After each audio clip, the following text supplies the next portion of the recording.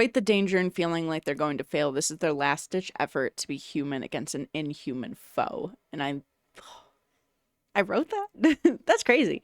Hello everybody, my name is Makandmagic, and in this video we are going to be doing a deep dive into Matt Dinniman's Operation Bounce House. This came out yesterday on February the 10th, so if you've picked up your copy, you may already be done with it, and you may already kind of know what I'm about to say, but this will be a very spoiler-heavy video, so if you want to be surprised and read it on your own, then please feel free. Otherwise, keep watching. I don't know. So starting off, I started to tab this book and then I just stopped. So there's not very many tabs to go through. The blues should be world building. Yeah, they were talking about the transfer gate at the beginning. And I was like, okay, why hasn't it like been turned on though? It has been turned on because there's a quarantine, because they were never intended to survive, which we learn way later down the road. I feel like when it came to this book, most of the aha moments were right at the end. It very much felt like Gideon the Ninth in that regard. So he meets the first mech really early on in the story, so it gets you from the get-go. And this person was, I don't know if they were the first ones to be on the planet, because I think they were all in Fat Landing attacking and killing people, but it is the first kind of taste we get into who these gamers are.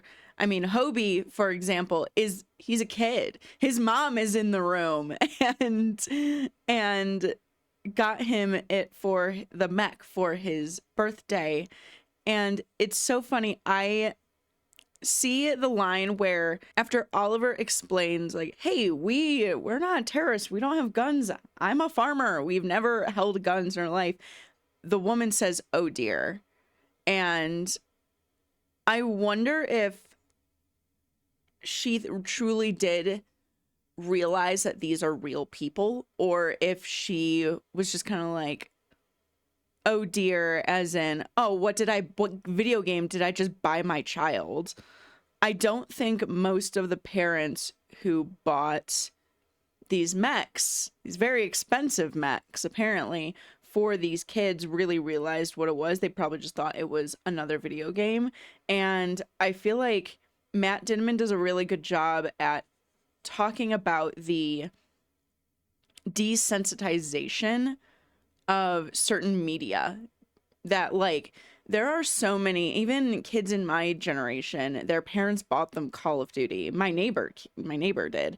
To be fair, he had older brothers, so really it was bought for the brothers, but of course his parents knew that he was going to be playing that as well, or watching at the very least.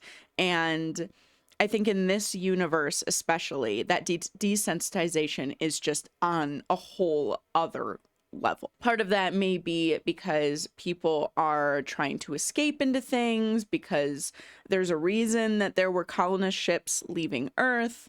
It could be that technology has gotten to the point where you don't have to live in real life anymore, like Ready Player One. When comparing it to where we are now, I think we should really take a look at that and think, okay, do I want to become desensitized to something like like killing innocent people? And I think within the media, especially now, we are very desensitized to it. We see it on our apps all the time. And while there are some amazing people doing really, really good jobs at spreading the word, being like, why is no one paying attention to this? I think the mass amount of people are just like, I'm just living my own life, and don't have that connection to be able to not necessarily understand it, but it doesn't click in their mind that these are real people. And that I think is a very, very good narrative that comes up a lot in Operation Bounce House. Mrs. Rodriguez just shook her head. We don't have a choice. Everyone was dying. Don't they know that? And I wasn't sure what they meant. But yeah, I'm not sure why she said we didn't have a choice, everyone was dying, don't they know that? An eternity. I really don't. Oh, no, I do.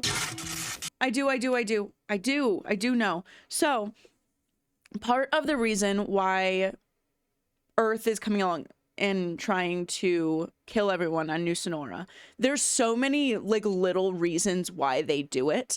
And number one is, and a reason that it does very well, and people are looking at these farmers and thinking they're not human, is they altered their DNA. And so that is a very big hooking point that Apex uses, and is like, hey, these are terrorists. They aren't even like you. Their DNA is different, even though it was one or two genes that allowed them to survive on the planet. Like, it's nothing that you would go, yeah, they're totally different. Like, no, they're not different. That's really, really interesting. And it comes right after Rosita says they don't consider us human. And that is exactly what it is. They don't consider them human for whatever reason. What happened? So this is one of my favorite parts of this book, and it keeps popping up and is a big reason why.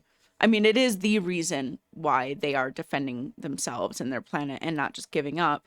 Multiple generations of our family had given everything, including our lives, to make this planet their home. And the idea of just leaving the moment one could seemed so disrespectful. This was my home, our home. And then I'd point out that we weren't even certain she could live on Earth with the adjustment to our bodies that had been made in vitro. She'd have to grow her own food because it was possible everything grown on Earth would be toxic. It's interesting that he added the she might not be able to live on Earth bit. The amount of genes that were changed, I mean, it makes sense. It allowed them. What was that?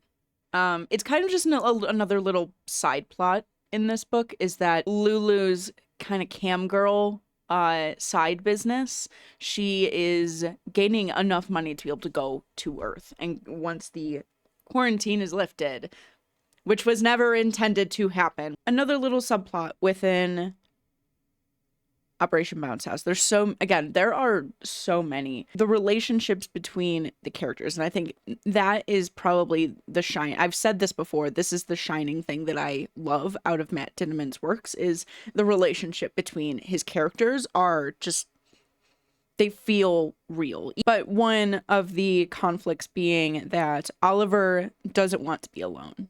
After his grandfather died, they're the only family he has left, because all of the parents of these characters died off after getting sick. Was that the only family he had left was Lulu, his sister, and she didn't want to be there anymore. She wanted to go to Earth, and he felt very wronged by that because of how hard everyone worked to get to the point that they are on New Sonora. He also doesn't want to necessarily stop her, because that is what she wants, and he wants to support her. And I think it's a very, very much an internal problem that Oliver has. But at the same time, if he's honest with her and is like, I don't want you to go, she'll stay. And he doesn't want that for her either. He wants her to make the decision that she wants, because she has created this living for herself, and he just doesn't want to stifle that. And I love how deep and amazing that relationship is between the two of them.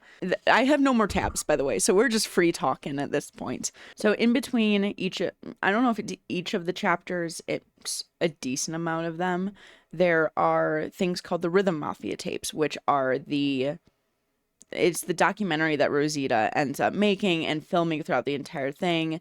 There's little quips of Oliver noticing her filming robot, like filming everyone.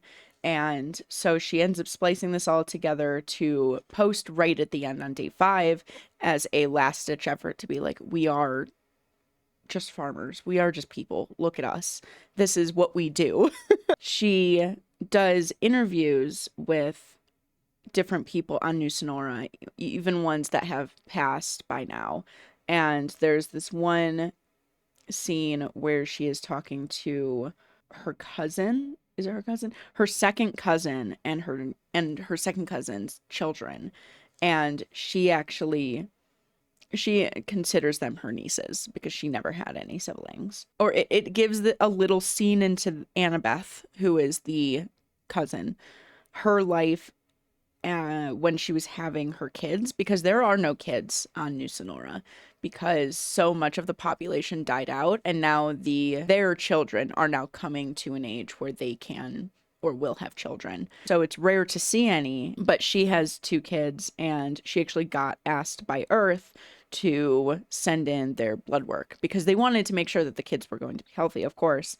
And so she did, in exchange for an Earth bank account that has college money if the kids decide to want to go to Earth.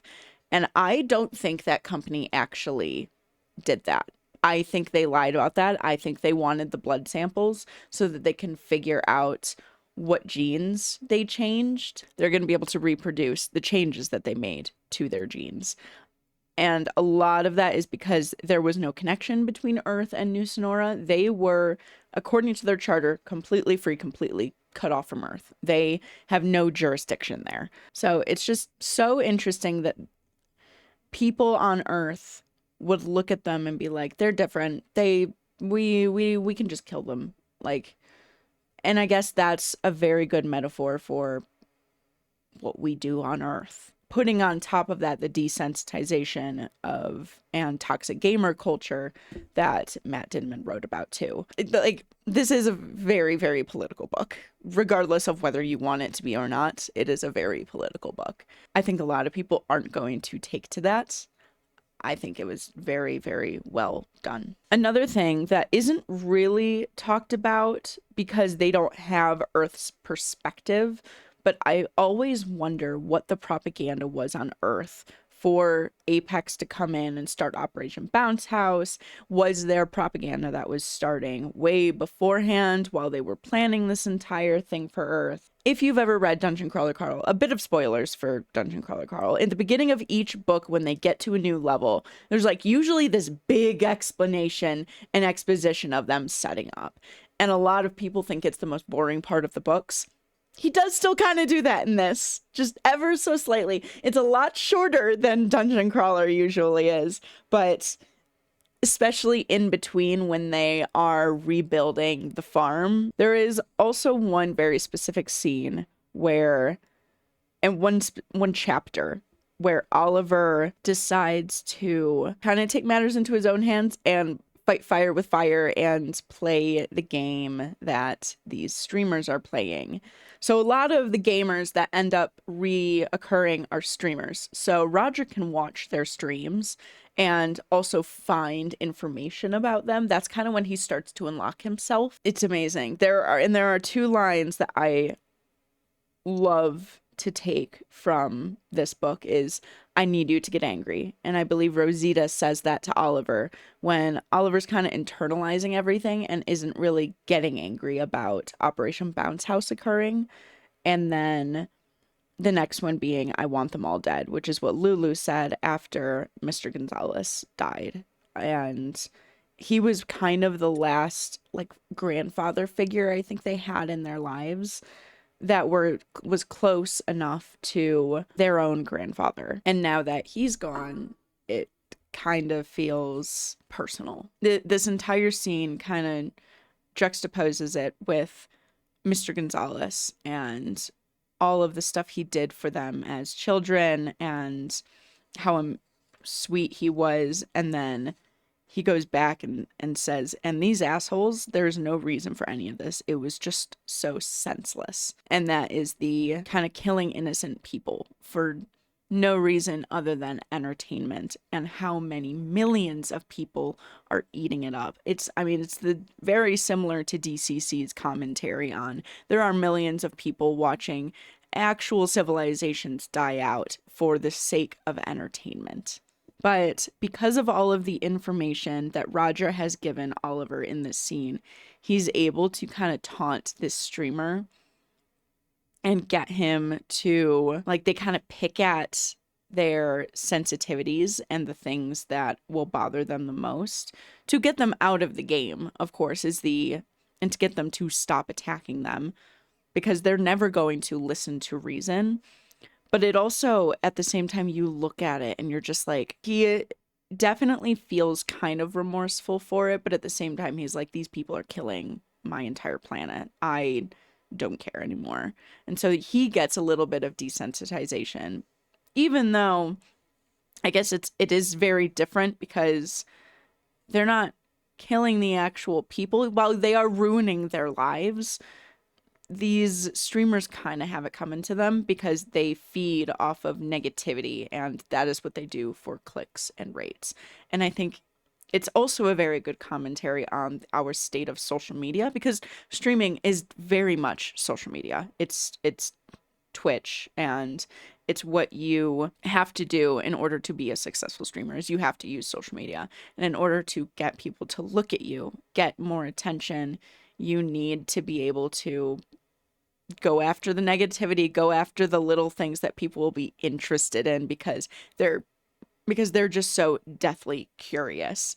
I think that's always what I've struggled with as a content creator personally, is I'm just way too I can't do that. I just want to make my silly little videos. If one person watches this, I will be happy, because then it's a good discussion that I got to get out of my system, but then they get to listen to if they, want to. But one line that Roger has is, your efforts may cause direct harm to an innocent party. And Oliver responds with, I don't care. Innocent harm, yes, their lives are probably in disarray, but in a few years it won't matter, versus for Oliver, it is his life on the line. Like, he will be dead otherwise. But I guess I'll end with one more little thing, and that would be my favorite day is day 5. They were in talks with Apex and the Apex CEO the entire time, and were basically playing by their game. So Apex kept giving them supplies because people were upset that it didn't seem like these people were fighting back. Like, where are all the terrorists that are supposedly on this planet? Well, they're obviously not there, so they had to create their own. And so they created their own by empowering them with all of their guns and all of their recyclers and all of their basically 3D printers is what they were. I love that in day 5, they're like, we need to stop playing by their game and we need to stop fighting. So, and while they do keep fighting, because of course there's going to be people that ignore it, they do everything they can to show, hey, we are not who you think we are. Even though we are fighting back, this is just in defense. I'm going to leave it there. There is so much more in this book than what I even talked about. If this sounds interesting to you and you would like to read it for yourself, I highly, highly recommend it. It is a standalone, so once you're done with it, there is no other series. It could definitely continue on into other standalones. I don't think he should. I think this is a very good, just let it be. Just leave it alone. Don't touch it. If you have read this, let me know your thoughts. I would love to move this discussion into the comments.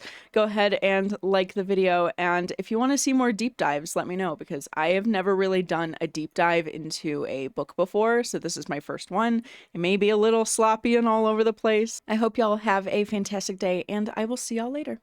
Bye, friends.